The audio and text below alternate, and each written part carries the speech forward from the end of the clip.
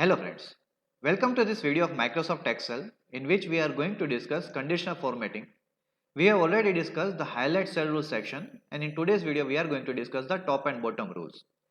Now this top and bottom rules help us to identify the top 5 or 10 values as well as bottom 5 or 10 values as per our conditions. As well as it also help us to identify top 5%, 10% or 20% values in the range. Similarly, bottom values as well. So mainly this would be helpful that where we need to focus in terms of various resources and various other things. And in terms of study, we may identify that what are the numbers that are contributing more in our analysis. So for that we have this example here in which we have different states. Against that there are meta and mortality ratio, and we will try to identify which are the states which have more meta mortality ratio and which have lower or bottom meta mortality ratio. For that we will select this column, go to top or bottom rows, and here we can identify top 10 or bottom 10, or you may change this top 10 to top 5, top 2 or top 3 as well. So suppose I select top 10 and I replace this 10 with 5, so that only top 5 states or the states which is having top 5 MMR would be highlighted. So these are the 5 states which has highest or top 5 MMR. Similarly, if you clear the rules from here and go for bottom rules, you can also select bottom 5 as well. So we may say that these are the states which have better health infrastructure or services. So in that way, it would be helpful to assess the status of state. Similarly, we can also have top some percentage, specific percentage like top 20 percentage MMR. So as we are having total 19 states, if you can see here, total 19 states are there, and 20% of that would be around 3, because it would be 3.8, but the whole number is 3, so it will not show the fourth state. So these are the top 20% state which are having a higher proportion of or higher number of MMR. Now in this you can also filter it by color, and similarly after filtering you can sort based on the number from smallest to largest or largest to smallest. So this is use of the conditional formatting. Now you may also update these rules. First we'll clear this one, and you can go to this new rules section in which we have this top and bottom ranked values. So this is for top, how many in numbers. So these are in numbers, but if you want to have in percentage like 20%, 30%, then you need to check this checkbox and it will go to the percentage of the selected range, and similarly for the bottom one. So that is related to this top and bottom rules. Next two options are above and below average. So suppose you want to mark or conditional format the values which are above average, then you can use this function. But here you can see as this is an average in itself or it's a ratio, right? So it is not useful here because you cannot take average of a ratio or rate. So we may take another example here in which we have H1N1 cases of different states in 2019. So it is from ncdc.gov.in and these are the official numbers, and we want to identify the states which are having above average number of cases and below average number of cases. So we may apply this thing here rather than this in MMR. So we select this one, go to above average and click OK. So we may see that these are the states which are having above average number of cases, right?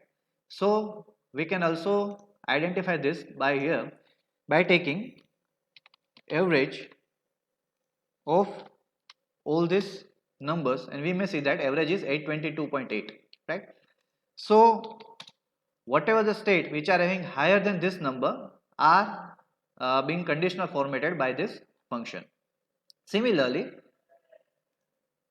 after clearing the conditional formatting, you can go for below average. So it will mark the other portion of the states. Now in addition to this, we have another option to conditionally fill those values which are above or below a particular level of standard deviation. That can be accessed through this more rules. Going into this section of format only values that are above or below average, in which we have above, below, equal or above, equal or below, and then we have to conditionally fill the values which are above or below 1 standard, 2 standard and 3 standard deviations. Suppose we have this option standard deviation above and we want to mark above 1 standard deviation. We select this kind of fill and press OK. Then it will select and fill the cells which are above 1 standard deviation. Here standard deviation value for this data set is 1308. So we may not get any value below 1 standard deviation because the standard deviation value is more than the average. So when we deduct this standard deviation from the average, it will be negative. So there will be no conditionally formatted or filled cells which have value less than 1 standard deviation. Now in standard deviation function, we have two options, standard DEVP and standard DEVS. This is for sample and this is for population. We have discussed both these options in detail in a separate video, link of which I am sharing in the description as well as in your window screen. Now, which function does this particular conditional formatting uses? For that, we are clearing these rules. Here we are taking this example. Ideally it should not be taken because that would be the average of a ratio and standard deviation of a ratio. That ideally should not be done, but here we are taking just for an example. Here the average of this data set is approximately 112 and the standard deviation, which can be calculated by two options, STDEVP and STDEVS. First we are taking for sample because this is a smaller one, right? So ideally it should be taken like that and press enter. It gives us the standard deviation of about 52, right? Now suppose we calculate average minus 2 standard deviation, and similarly we also calculate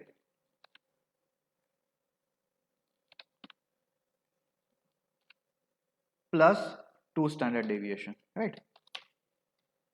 And separately we are conditionally formatting these values for more than 2 standard deviation.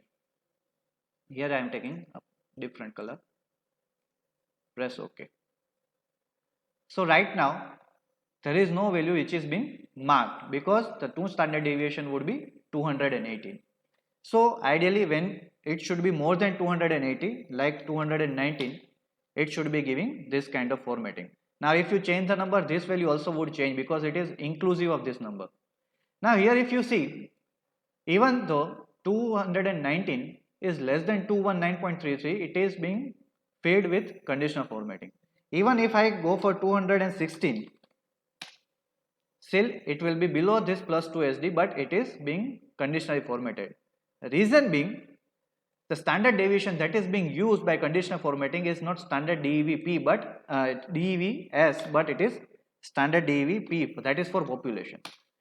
So if you calculate based on that, here 2 standard deviation plus 2 standard deviation value would be 215.69, which is lesser than this, and that's why it is being conditionally formatted. So 215 would not be formatted, but 216 would be.